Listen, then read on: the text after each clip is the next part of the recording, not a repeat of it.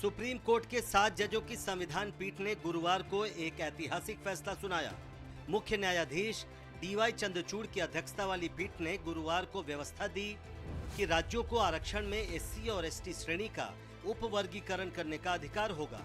उपवर्गीकरण करके एससी और एसटी वर्ग में अधिक पिछड़ी जातियों को भी इसका लाभ मिल सकेगा।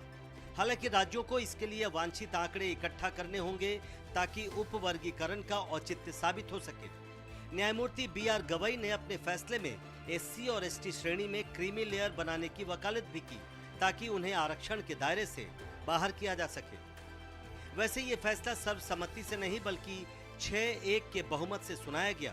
न्यायमूर्ति बेला एम त्रिपाठी ने बाकी जजों से अलग फैसला सुनाया।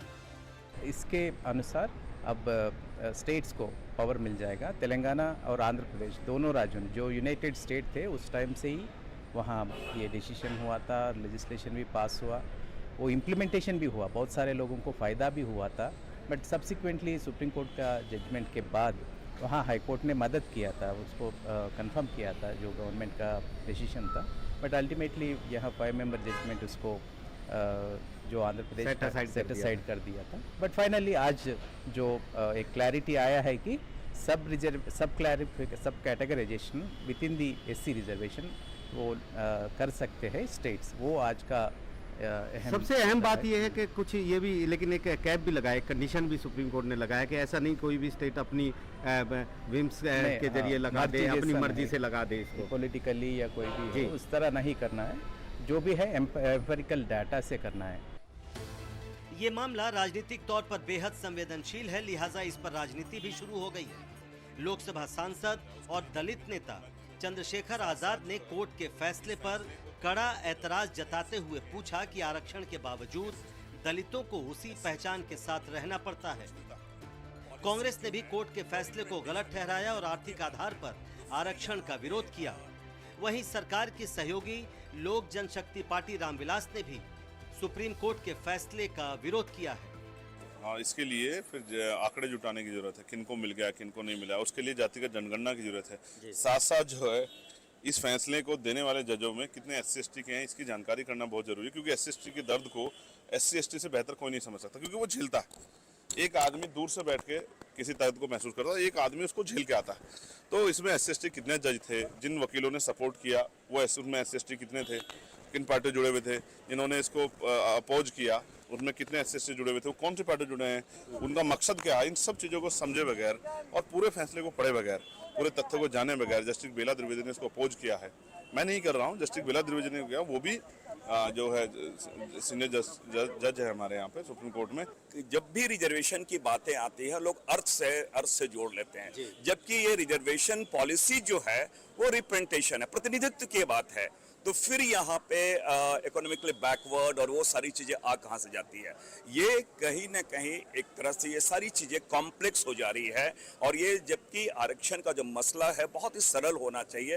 बावजूद इसके मैं समझता हूँ कि जो निर्णय आए हैं, जो टिप्पणी आए हैं सुप्रीम कोर्ट के, मैं समझता हूँ उनको सारी चीज़ों को देख लेने के बाद, पढ़ लेने के बाद अगर उस पर टिप्पणी करो तो बेहतर होगा। शेड्यूल कास्ट का जो रिजर्वेशन का आधार था वो अनटचेबिलिटी थी, उसमें creamy layer, non creamy layer और कोई प्रोविजन नहीं था।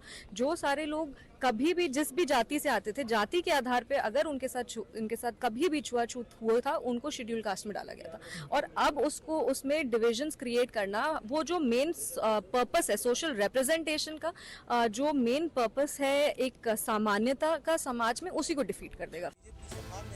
हालांकि बीजेपी सांसद और उत्तर प्रदेश के पूर्व पुलिस महानिदेशक ब्रिजलाल ने कोर्ट के फैसले को सही ठहराया।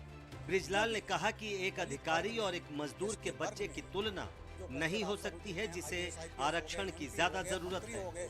समाजवादी पार्टी ने भी फैसले का स्वागत किया है। दलित वर्ग में, ST वर्ग में जो गजेटेड अफसर हो चुके हैं, IAS IPS हो गए, MP हो गए, मंत्री हो गए, उनके बच्चों को इसका आरक्षण नहीं मिलना चाहिए।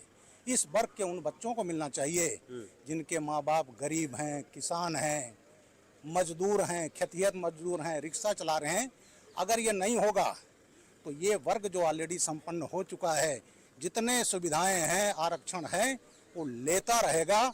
और वो गरीब जो कभी कभी लोग बड़ा कहते हैं हम गरीब, दलित, किसान, नौजवान, वो अगर नहीं मिला तो वो वहीं के वहीं रह जाएंगे। बहुत शानदार फैसला है, बहुत शानदार फैसला है। और हम समाजवादी लोग आज से नहीं 60 के दशक से इन बातों की मांग कर रहे थे और उस पर माननीय न्यायालय ने आज मोहर लगाकर ये बात साबित होती है कि समाजवादियों की जो मांग थी बहुत जायज मांग थी, न्याय संगत मांग थी। जरूरतमंदों के लिए हम लोग लगातार संघर्ष कर रहे थे और मैं सोचता हूँ माननीय न्यायालय के फैसले के बाद तो सरकार को अपनी नीति में, अपनी नीयत में बदलाव करना चाहिए। संविधान पीठ ने 2004 में ईवी चिन्नैया मामले में दिए गए 5 जजों के उस फैसले को पलट दिया जिसमें कहा गया था कि SC/ST में उपवर्गीकरण नहीं किया जा सकता है। नई दिल्ली से आशीष भार्गव के साथ प्रशांत, NDTV इंडिया।